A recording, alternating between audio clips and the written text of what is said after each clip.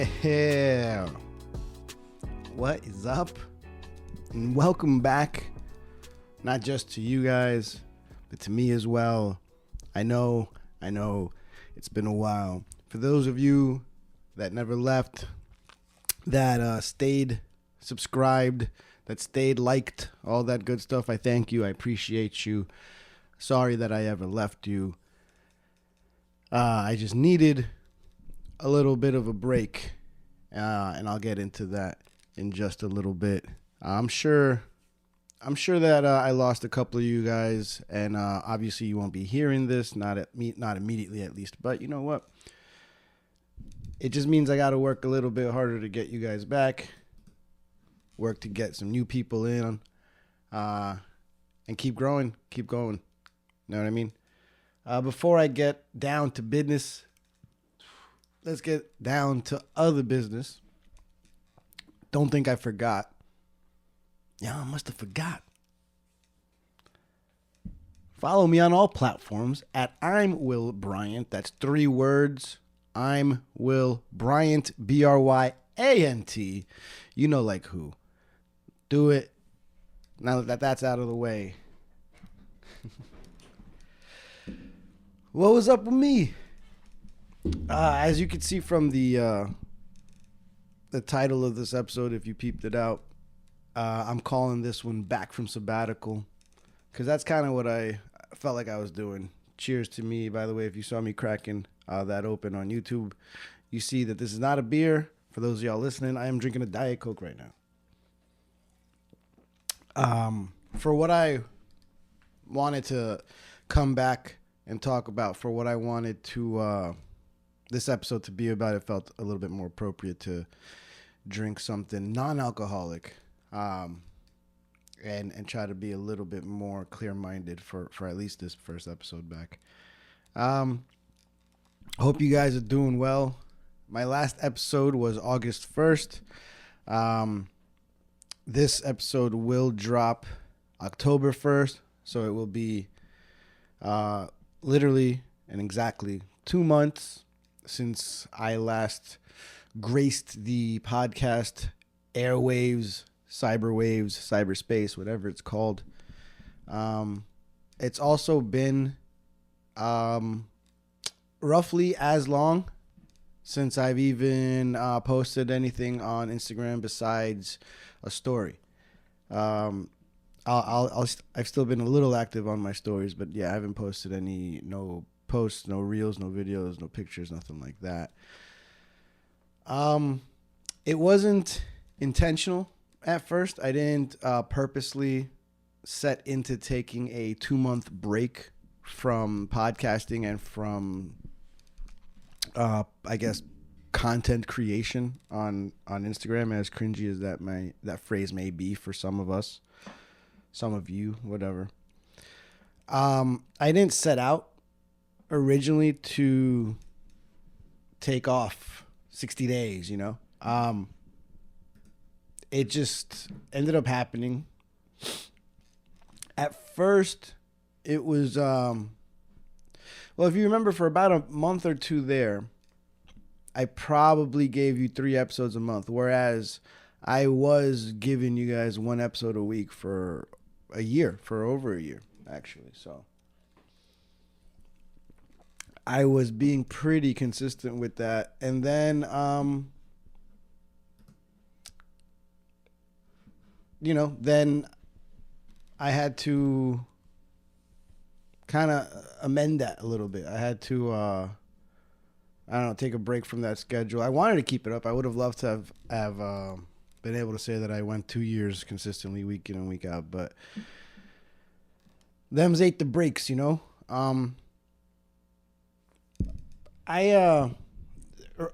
To start us off, the simplest explanation in the beginning was just work.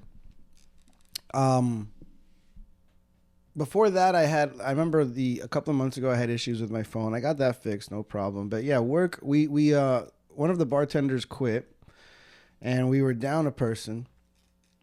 So I quite literally had 6-day work weeks for about a month straight there. and 1 day off a week from the cellar. It's a pretty physically taxing job. It can be, at least. And I was feeling it physically there for a while. So, to motivate myself to record one of these on my 1 day off, when I'm essentially using that time to recharge my physical and mental batteries, if you will. It became harder for me to motivate myself to do that. It became more of a negotiation with myself to, should I do it? Should I really do it? Or should I just use this time to gather myself, to better myself? I'm not sure whether I should call it the reason or the excuse. Either word, reason or excuse I gave myself every time was that I was taking care of my mental health in a way.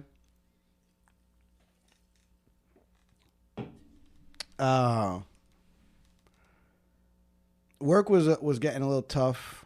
Like I said, 6-day work weeks, and there was a bunch of coworkers, like a handful of coworkers, all left within, I'd say, a month or 2 month period.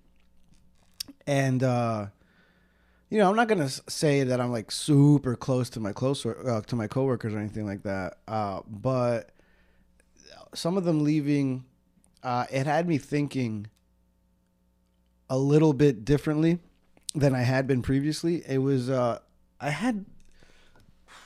had these moments where I found myself in deep existential thought while being at work, and I would just like be thinking, wow, 5 or 6 people just left to do different things,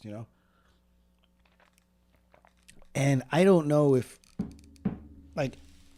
I can't leave right now to do something different, because everything that I would want to do, I'm in no position to make a profit or a living off of that. You know what I mean? If I can't just quit my job, bartending, and be like, yeah, I'll just do comedy and podcast and buy toys from here on out.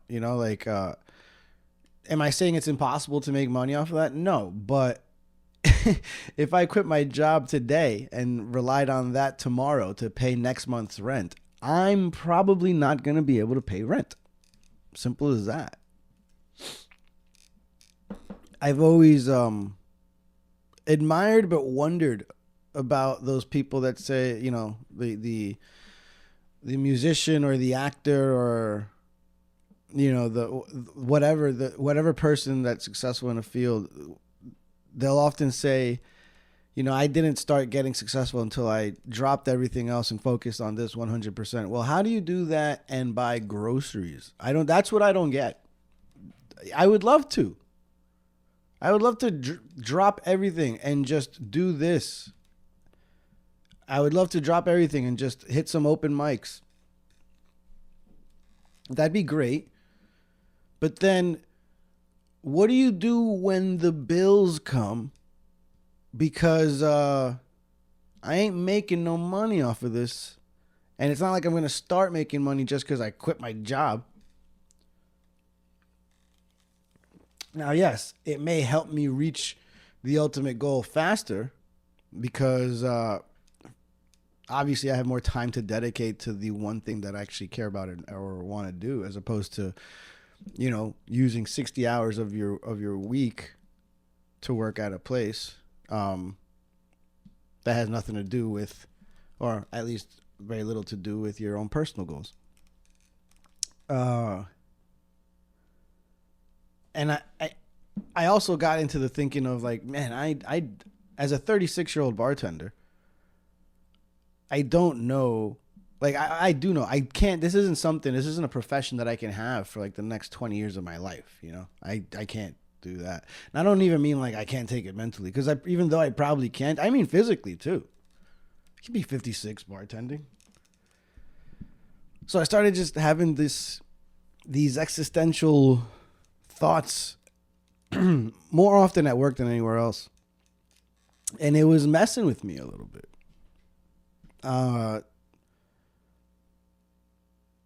Yeah, it definitely was hitting me mentally. It was throwing me off kilter, to say the least. So I'm feeling this way probably around the time that I released my last episode. Um, there was a moment there. There's a while there, within the past month and a half, 2 months, where there's this episode of There's this episode of The Office where Dwight's doing one of his talking heads. He's talking to the camera, and he says something like that he's put some plan on hold, and he just goes, I don't know, tired, not motivated lately. He has like these like half thought out reasons of why he has like no motivation to pursue. I think it was his diabolical plan against Jim. And he just like kind of innocently looks at the camera and goes, maybe I'm depressed. And it was just like this observation. And that's the best way that I could describe how I felt for like the past 2 months. It's like I wasn't this brooding, wallowing character that walked around with a great cloud constantly raining down upon him over his head. That wasn't me. I wasn't like down in the dumps too bad or whatever. But I realized I could I guess because I've gone through it for real in my past, I was able to clock some signals, some warning signs. And I had the very matter of fact self-realization of, oh, well, shit, maybe I'm a little depressed. I even I told Val about it. I would text her like while at work and just be like, man, I don't know what's wrong with me like right now, but like at this moment I am very like sad, straight up sad. I feel like I'm maybe been depressed, and I texted her maybe a couple of times in the past couple of months. It was more of just a way to like be like, hey, this is going on, this is happening, just so you know, just so you're kind of clued in. But it was never this huge conversation or admission from me. It was just like I said, truly, it felt like a very matter-of-fact observation on my part. I think it goes back to the I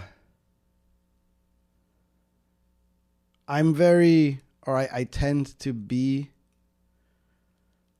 I don't know if logical is the right word, but practical, perhaps, is a better way to describe what I'm trying to say here. I tend to lean towards more practical, whether it be solutions or just observations or something, like I didn't want to dramatize it, oh, I'm miserable, but no, I think I might be a little depressed. And it was something that, kind of just a lot of work, self-doubt going on in my head about what I wanted to, like, what I wanted or needed or was hopeful for in the future. I mean, look, dude, I'm not 21 anymore. When you're 21, you think of, oh, what I'm going to be this, and that in 10 years. And, if I would have told 21-year-old me what I was up to at 36, I think he would think some parts of it would be kind of cool, but I think on other levels, I thought I would have been, a little bit more successful or further along in the line of something that I'm more passionate about. Maybe 21-year-old me would have thought it was pretty cool that I was a bartender in the Comedy Cellar. He would have thought it was pretty cool that I had a pretty cool living situation and was in a good relationship. I don't deny that, but I think he also maybe would have hoped that I didn't have so much of a regular job and pursued something that I was a little bit more. I think he would have wished that the dreamer would have achieved a little bit more by this age. And then here's the thing. I'm still the dreamer at 36 as I was at 21. It's just that I'm a lot more afraid of those dreams not coming true at this age than I was back then. Perhaps it's the naivete of a 21-year-old versus the cruel realization of what can be that 36-year-olds and plus seem to learn the hard way after a while. Does that mean I'm giving up? No. It just means that I guess it might affect me mentally a little bit more when I'm not progressing or growing as fast as I wish I could be. Because of this thinking, what happened with the podcast was it started to feel more like a burden than anything else. The motivation for it was waning. The 6-day work weeks made it really hard. It made it hard to just record in general.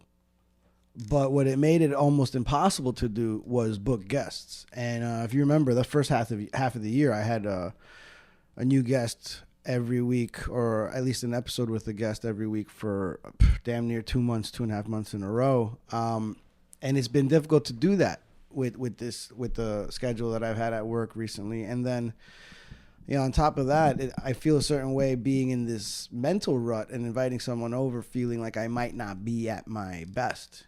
I don't want to put someone else through that.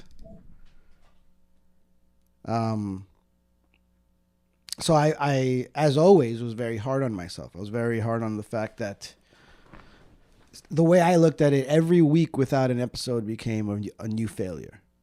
Every day without content, promoting an episode was a new failure. So not only do I find myself in a situation where I'm taking a break from the podcast to try to recover mentally, now that break is actually contributing to my mental struggles even more. It was a catch-22 of sorts.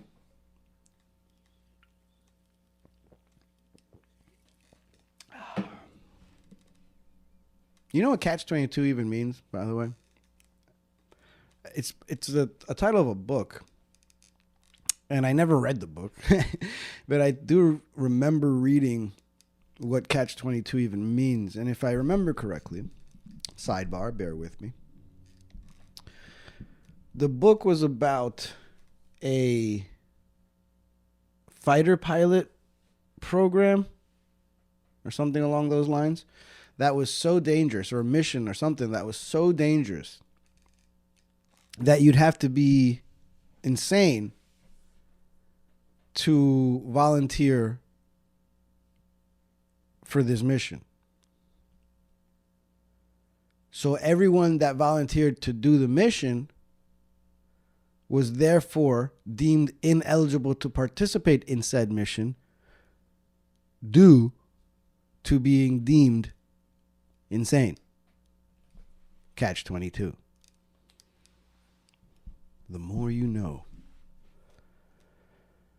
I think that's what it is. Imagine that I'm completely wrong and the confidence that I just said that with, right? Like, I think that's it.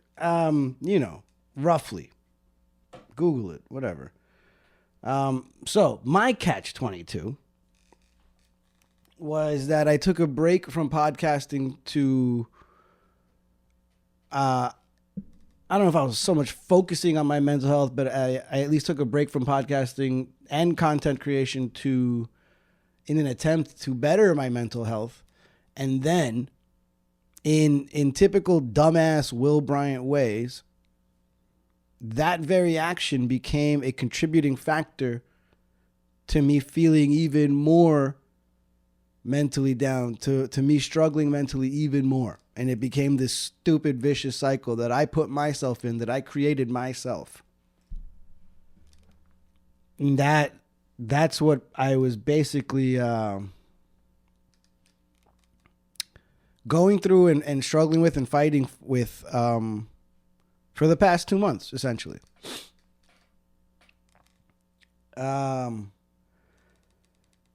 But the thing is, I couldn't force myself to come back to do this. I had to get to a point where I wanted to do it again. I needed the want back. I had to want it again.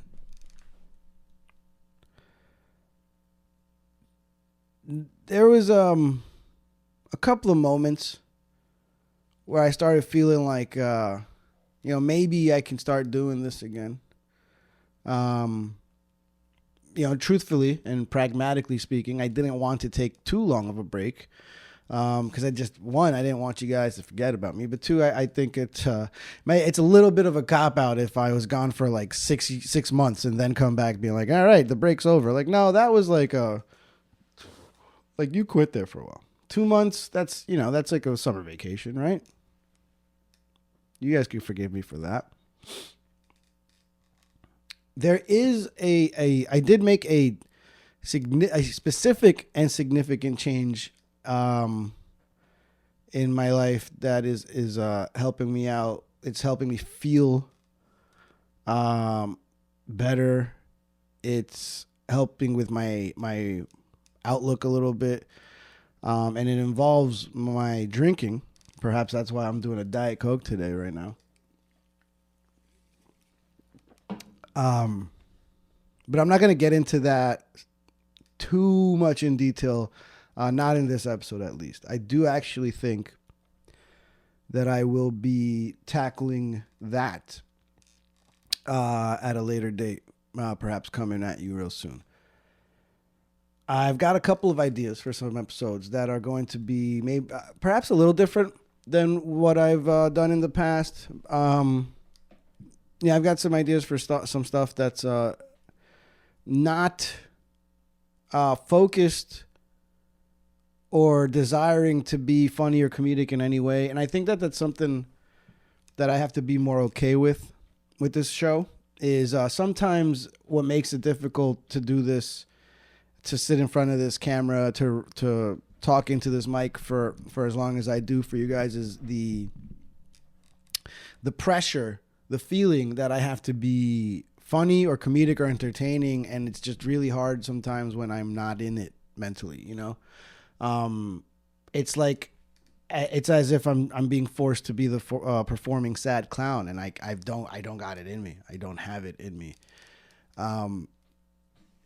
You guys know, the loyal listeners, you guys know that I haven't shied away from some more serious episodes, some more serious topics. And I have kind of worn my heart on a sleeve in ways with this podcast, but maybe I just need to lean on that a little bit more to remove some self-implemented pressure of trying to be funny, I guess. I don't know. Maybe even, I don't know if saying that I need to stop trying to be entertaining is correct, because I think serious topics or serious information can be entertaining or at least stimulating or interesting. Perhaps that's what I should say, is that I'll always strive to be, to keep your interest. And perhaps being interesting is in and of itself a form of entertainment for you. I can't and I won't promise that I'll always make you laugh or maybe even smile sometimes, because it's hard for me to do it. So I can't promise that I'd be able to do it for someone else. It's difficult, So I think I just have to be a little bit more okay with that, with this show, even with my content, my social media, all that stuff, show all the sides of me not just the bombastic podcast host or the attempt at being a comedic stand-up.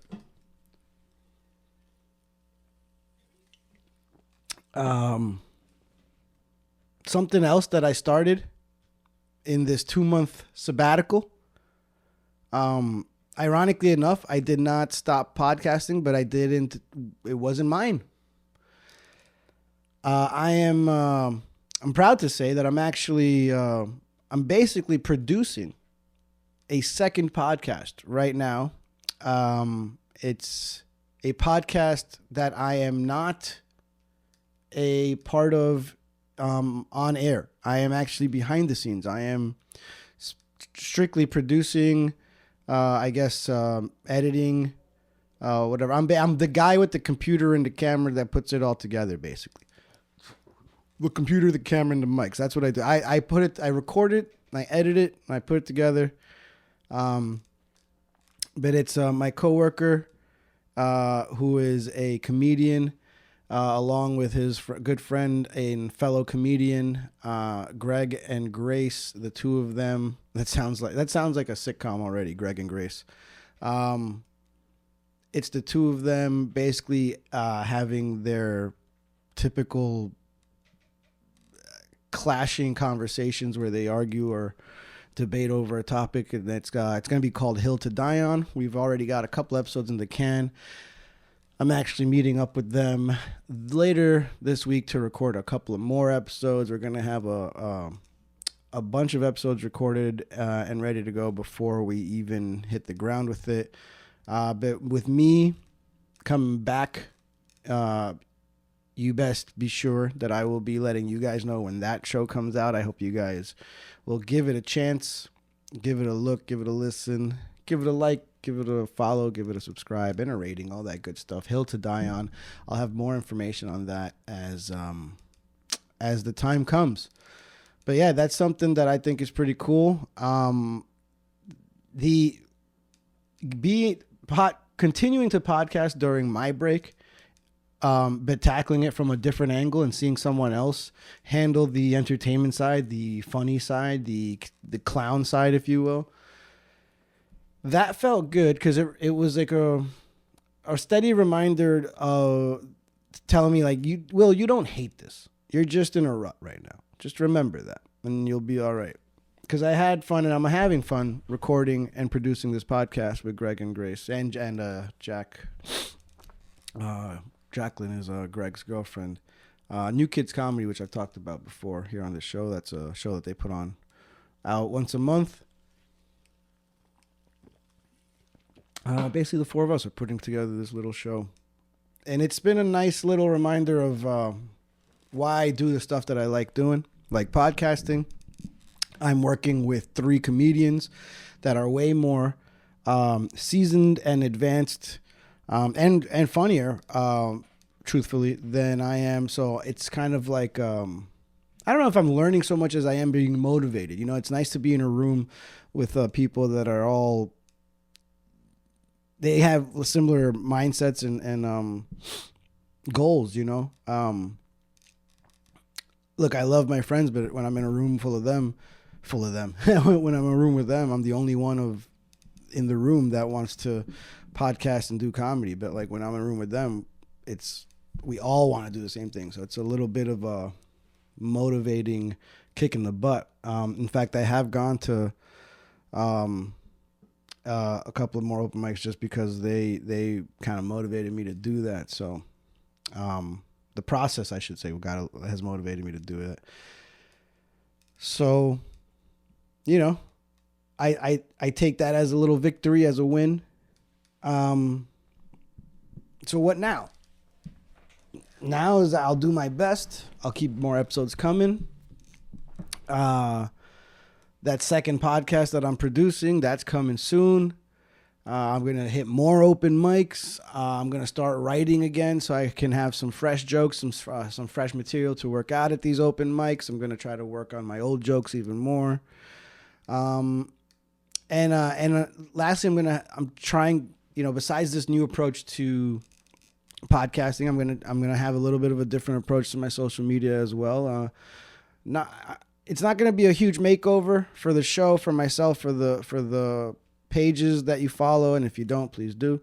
It's not a makeover. It's just a little bit of a tweak, a little bit of a alteration in course correction, if you will. But the goal's still the same. The finish line is still the same. It's I just have to work a little bit harder. When I say I'm going to try my best, I have to realize that I haven't yet. So I just got to get to that. I got to get into that. I got to start. Motivation can be tough,